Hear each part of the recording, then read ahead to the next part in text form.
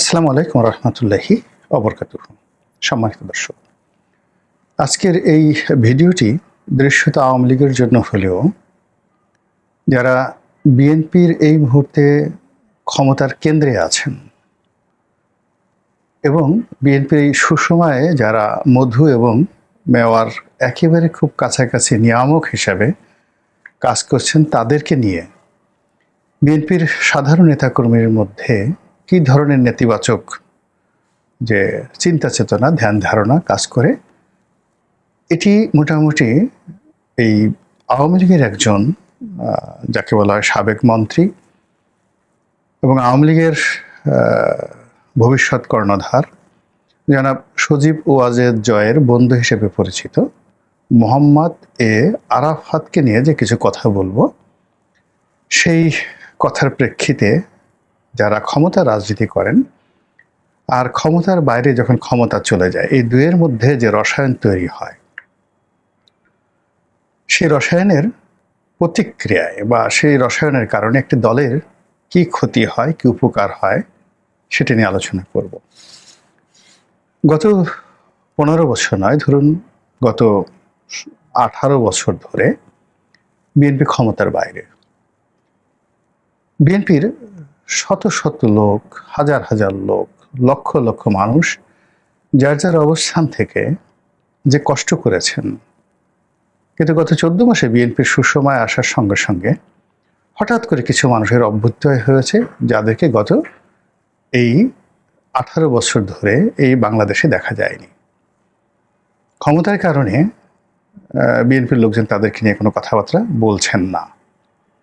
আবার ক্ষমতা চলে গেলে এই লোকগুলো চলে যাবেন এবং বিএনপির নেতাকর্মীরা যদি তাদেরকে পায়, তাহলে তাদেরকে শুধু পিটুনি না, একদম রীতিমতো হলকম চেপে ধরবেন। এরকম একটা অবস্থা, যে অবস্থাটা আওয়ামী লীগের ক্ষেত্রে ঘটেছে। যেমন ধরুন, সজীব ওয়াজেদ জয়ের বন্ধু হিসেবে পরিচিত মোহাম্মদ এ আরাফাত, ওনার যে প্রথম পরিচয়, তিনি আমাদের দেশের গুণী অভিনেত্রী শমী কায়সার, তার স্বামী, সাবেক স্বামী। শমী কায়সার, পান্না কায়সার শমী কায়সারের মা, তারপর শমী কায়সারের আব্বা শহীদুল্লাহ কায়সার, তার চাচা জহির রায়হান, জহির রায়হানের স্ত্রী সুচন্দা, তার শালিকা ববিতা। এই যে একটা পারিবারিক লিগেছি সাহিত্য, সংস্কৃতি, সাংবাদিকতা, রাজনীতি এবং চলচ্চিত্রে, সেক্ষেত্রে শমী কায়সার সম্পর্কে আপনি অসংখ্য নেতিবাচক কথাবার্তা বলতে পারেন, কিন্তু শমী কায়সারের যে ব্লাড লাইন, সেই লাইনের সঙ্গে যেভাবে আপনি যুক্ত থাকেন না কেন বা হয়ে পড়েন, আপনি অবশ্যই সেলিব্রিটির পর্যায়ে চলে যাবেন। সেক্ষেত্রে মোহাম্মদ এ আরাফাতের সঙ্গে যখন শমী কায়সারের বিয়ে হলো, এটা আরাফাতের কয় নম্বর বিয়ে, শমীর কয় নম্বর বিয়ে, ডাজ নট ম্যাটার, তিনি আলোচনায় চলে আসলেন এবং আমরা সবাই তাকে জানলাম যে তিনি শমী কায়সারের হাজব্যান্ড মোহাম্মদ এ আরাফাত। এতটুকু যথেষ্ট। দ্বিতীয়ত হলো যে পরবর্তীতে আমরা জানতে পারলাম যে তিনি জনাব সজীব ওয়াজেদ জয়ের বন্ধু মানুষ এবং ঘনিষ্ঠ বন্ধু, এবং সেই বন্ধু হওয়ার কারণে কি হলো, আওয়ামী লীগের সেই টপ টু লো, কেবলমাত্র শেখ হাসিনা ছাড়া আর জয় ছাড়া প্রত্যেকটা মানুষ এই লোকটিকে, মানে মোহাম্মদ এ আরাফাতকে তোয়াজ করার জন্য, তদবির করার জন্য, তার দাবিদারি করার জন্য যদি প্রয়োজন হতো, যে ওনার জুতা টানার যদি প্রয়োজন হতো, আওয়ামী লীগের ক্ষমতা লোভী মানুষদের মধ্যে রীতিমতো প্রতিযোগিতা শুরু হয়ে যেত। এবং মোহাম্মদ হে আরাফাত কখনো যদি তার পেট খারাপ হতো এবং তিনি যে বায়ু ত্যাগ করেন, সেই বায়ুর ত্যাগ করে বায়ুর ঘ্রাণটা কেমন, সে অনুযায়ী ডাক্তারের কাছে গিয়ে ওষুধ আনার জন্য যদি তিনি টেন্ডার আহ্বান করতেন, টেকনাফ থেকে তেঁতুলিয়া পর্যন্ত আওয়ামী লীগের ক্ষমতাধর যারা লোকজন, তাদের মধ্যে দৌড়দৌড়ি শুরু হয়ে যেত। এর বাইরে আরো অনেক ব্যঙ্গ বিদ্রুপাত্মক কথা বলা যায়। এই ভদ্রলোকের সঙ্গে আমার সামান্য যতটুক পরিচয় হয়েছে, হি ওয়াজ ডিসেন্ট, ভদ্র মানুষ, কথাবার্তায় ভদ্রতা তার ছিল, এবং আমি তার মধ্যে বিরক্তিকর কিছু দেখিনি। আর জয়ের বন্ধু হওয়ার কারণে দেখা গেল যে তিনি চাঁদাবাজি করেছেন, দাপট দেখিয়েছেন, মানুষজনের সাথে খারাপ আচরণ করেছেন, আমি অন্তত সেটা দেখিনি। কিন্তু যে বিষয়টি বাস্তব সেটি হলো আওয়ামী লীগের যারা বা ক্ষমতা লোভী লোকজন, তারা এই ভদ্রলোকের যথেষ্ট দাবিদারি করেছেন, এতে কোনো সন্দেহ নেই। কিন্তু বাস্তব হলো যে তিনি সেই আওয়ামী লীগের শাসনের ব্যর্থতা, জয়ের প্রতি মানুষের নেতিবাচক মনোভাব, শেখ হাসিনার প্রতি নেতিবাচক মনোভাব, পুরো আওয়ামী শাসনের প্রতি মানুষের নেতিবাচক যে মনোভাব তৈরি হয়েছিল, এর যে পুরো ঝড় বৃষ্টি, সেই ঝড় বৃষ্টি ৩-৪ জন লোকের উপর বর্ষিত হতো। তারা ব্যক্তিগত জীবনে হয়তো ক্রিমিনাল ছিলেন না, কিন্তু এদেরকে দেখলেই মানুষ রাগ হয়ে যেত, ভীষণ রকম রাগ হয়ে যেত। এর মধ্যে সুভাষ সিংহ রায় একজন, আমি আরেকটা ভিডিও করব। নাঈমুল ইসলাম খানের কথা শুনলেও মানুষ রাগ হয়ে যেতেন। আর মোহাম্মদ আরাফাত, মানে তাকে দেখলে, তার কথা শুনলে মানুষ এত বিরক্ত হতো যখন তিনি ক্ষমতাধর ছিলেন। এই গেল এক। ২ নম্বর হলো যে আওয়ামী লীগের যারা ডেডিকেটেড, বোনাফাইড এবং যাকে বলা হয় দুঃসময়ের কাণ্ডারি যে সমস্ত নেতা নেত্রী, তো তারা তাকে ২ চোখে দেখতে পারতেন না। আর এখন তো প্রশ্নই আসে না, ২ চোখে দেখতে পারতেন না। তিনি দেখতেন যে মঞ্চে উঠছেন, ওবায়দুল কাদের সাহেব চেয়ার ছেড়ে দিচ্ছেন তাকে, তিনি মঞ্চে বঙ্গবন্ধু সম্পর্কে দেশ জাতিকে বা দলকে ওসিয়ত করছেন। তারপরে ডিজিটাল বাংলাদেশ সম্পর্কে জয়ের যে চিন্তা চেতনা, এইগুলো নিয়ে বিশাল সেমিনার হচ্ছে। সেমিনারে তিনি সাবেক প্রধানমন্ত্রী শেখ হাসিনার পাশে বসে খুবই গুরুগম্ভীর কথাবার্তা বলছেন, তথ্যপত্র ডাটা নিয়ে। আর সামনে বসে যারা আওয়ামী লীগের এরকম ডেডিকেটেড লোক, তারা মনে মনে গালাগালি করতেন যে শালা তোমাকে পেয়ে নেই, এমন পাড়া দেব, তোমার জিব্বা টানতে ছেড়ে ফেলবো, আওয়ামী লীগকে তো চিনো না।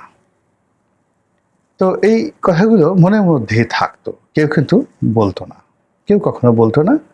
আর ওই ধরনের বিরূপ পরিস্থিতি সৃষ্টি হতো না। এর কারণ হলো আমাদের দেশে আওয়ামী লীগ, বিএনপি, জামাত সবাই কিন্তু আসলে ক্ষমতা কেন্দ্রিক। ক্ষমতা যার হাতে তাকে মানুষ তোয়াজ করে এবং তদবির করে। আর ক্ষমতা চলে গেলে আপনি চিন্তা করুন যে একটা সময় মোসাদ্দেক আলী ফালু, গিয়াসউদ্দিন আল মামুন, তারপরে অন্যান্য যারা ছিলেন হাওয়া ভবন কেন্দ্রিক, যাদের কথায় বাঘে মোষে এক ঘাটে পানি খেত, কিন্তু যেই মুহূর্তে ক্ষমতা চলে গেল ঠিক সেই সময় কিন্তু তাদের দলের ভিতরে বাইরে একেবারে তারা রীতিমতো সালমান রুশদিতে পরিণত হয়ে গেলেন। আওয়ামী লীগও তদ্রুপ। আওয়ামী লীগের যে সমস্ত লোকজন এই ক্ষমতার সময়টাতে খুব ক্ষমতাধর ছিলেন এবং তারা ক্রিমিনাল ছিলেন না, দুষ্ট ছিলেন না, অন্যায় সম্পর্কে তাদের এরকম কোনো অভিযোগ নেই, কিন্তু কেবলই মাত্র ক্ষমতার খুব কাছাকাছি তরতরিয়ে উঠে পড়ার কারণে কি হলো, আওয়ামী লীগের ভিতরে ভীষণ রকম একটা ঈর্ষাপরায়ণ গ্রুপ তৈরি হয়ে গেল। পিছনে যারা সমালোচনা করতো, আর সাধারণ মানুষ আওয়ামী লীগের যত গালাগালি, ওবায়দুল কাদেরকে যতটা না অপছন্দ করতো, তার ১০০ গুণ, ১০০০ গুণ, লক্ষ গুণ, কোটি গুণ অপছন্দ করতো সুভাষ সিংহ রায়কে এবং মোহাম্মদ আরাফাতকে। এটা হলো বাস্তবতা। তো সেই আরাফাত সাহেব যখন গুলশানের একটি আসন থেকে সংসদ সদস্য নির্বাচিত হওয়ার জন্য প্রতিদ্বন্দ্বিতা করলেন, তার বিরুদ্ধে হিরো আলমকে দাঁড় করিয়ে দেওয়া হলো। এটা মূলত তাকে অপমান করা, তার বিরক্তি উৎপন্ন করা, তাকে নাজেহাল করার জন্য একটা সম্মিলিত প্রচেষ্টা ছিল।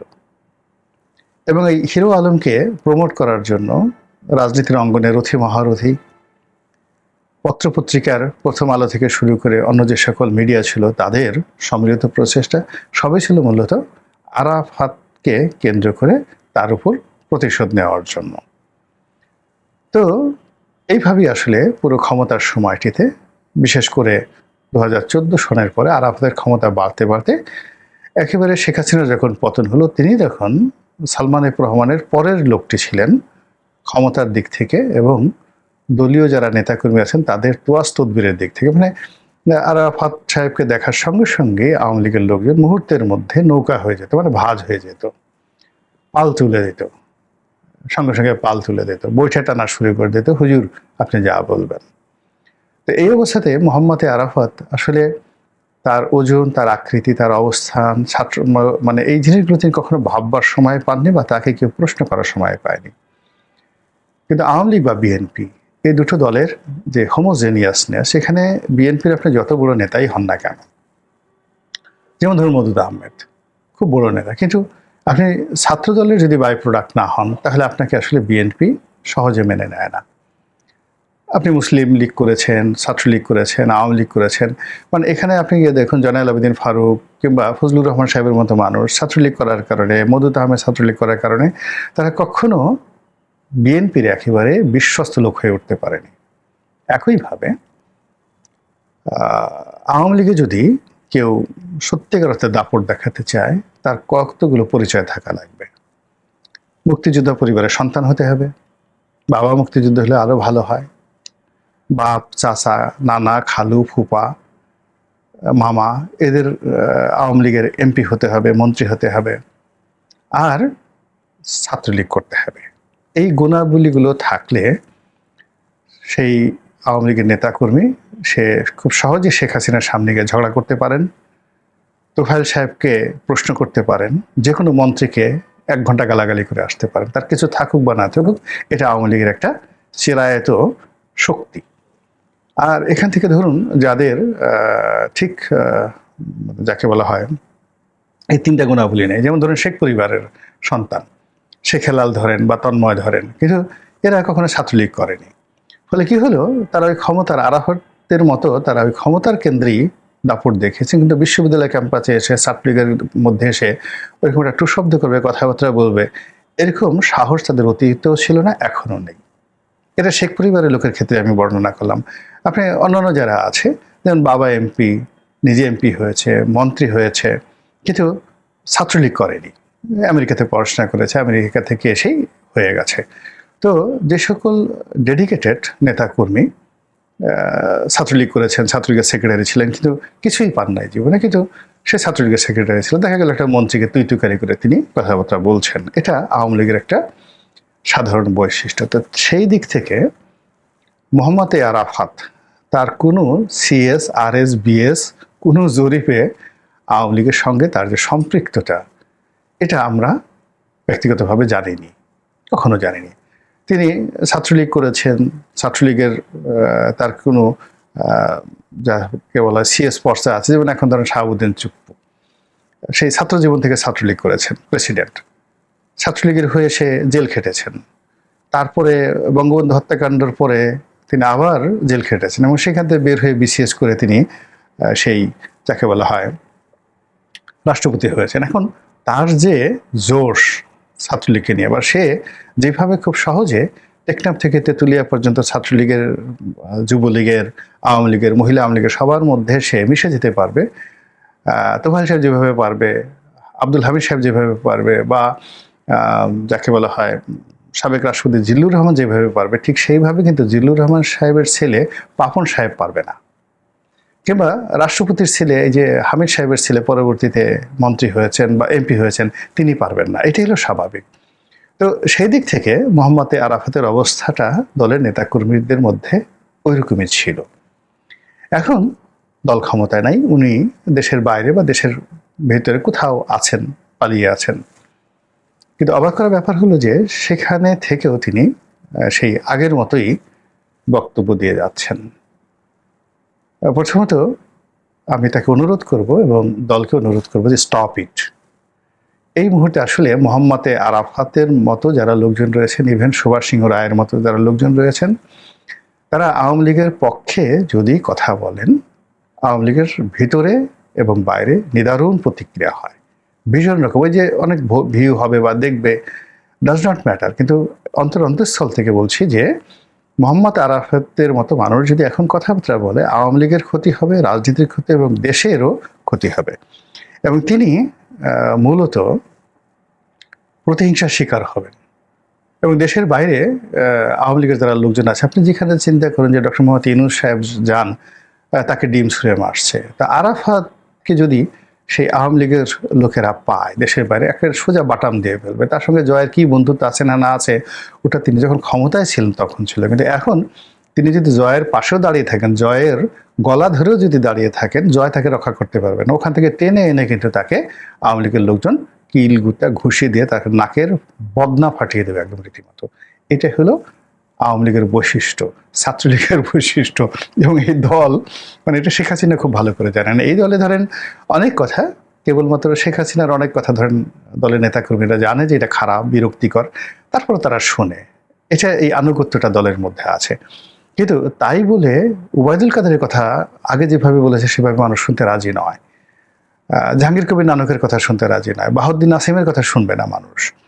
এই কথা যদি এখন এই যে বাংলাদেশে আমরা আছি, আওয়ামী লীগের সাধারণ নেতাকর্মীদের সঙ্গে দেখা হয়, কথা হয়, সাধারণ জনগণের সাথে কথা হয়, এই জিনিসগুলো মানে যাদের কারণে আওয়ামী লীগের বিরক্তি সৃষ্টি হয়েছে আওয়ামী লীগের বিরুদ্ধে, যাদের কারণে আওয়ামী লীগের পতন হয়েছে, সেই মুখগুলো, সেই নামগুলো আবার যদি সামনে আসে, সেই আনিসুল হক, সেই মানে সালমান এফ রহমান, আবার সেই সালমান এফ রহমানের একজন সেই কর্মচারী কর্মকর্তা বা তাদের যারা চাকর বাকর ছিল, পোষ্য ছিল, তারা এই যখনই দেশে বা দেশের বাইরে আওয়ামী লীগের পক্ষে কোনো কথাবার্তা বলার চেষ্টা করছেন, এরা সবাই কিন্তু বাটাম খাবেন। আওয়ামী লীগের যারা লোকজন আছে তাদের হাতেই বাটাম খাবেন। আওয়ামী লীগের মধ্যে যেটা দরকার সেটা হলো প্রথমত শেখ হাসিনার বক্তব্য সেটা ঠিক আছে, এর বাইরে অন্যান্য যে সমস্ত মানুষ যাদের ইমেজ আছে, ক্লিন ইমেজ আছে, যাদের সম্পর্কে কোনো বদনাম নেই, তারা হয়তো খুব বড় নেতা নন, কিন্তু মানুষ হিসেবে অনেক বড়। যেমন ধরেন নেত্রী শেখ হাসিনা, আওয়ামী লীগের নেত্রী শেখ হাসিনা, তিনি সাবের হোসেন চৌধুরীকে পছন্দ করেন না, এটা আমরা সবাই জানি। কিন্তু বাস্তবতা হলো সাবের চৌধুরী যদি একটা কথা বলেন, ওটার গুরুত্ব অনেক। সেলিনা হায়াত আইবির কথার গুরুত্ব আছে। এমনকি যে শামীম ওসমান, এখন শামীম ওসমান আওয়ামী লীগের মধ্যে কিন্তু ভীষণ রকম জনপ্রিয়।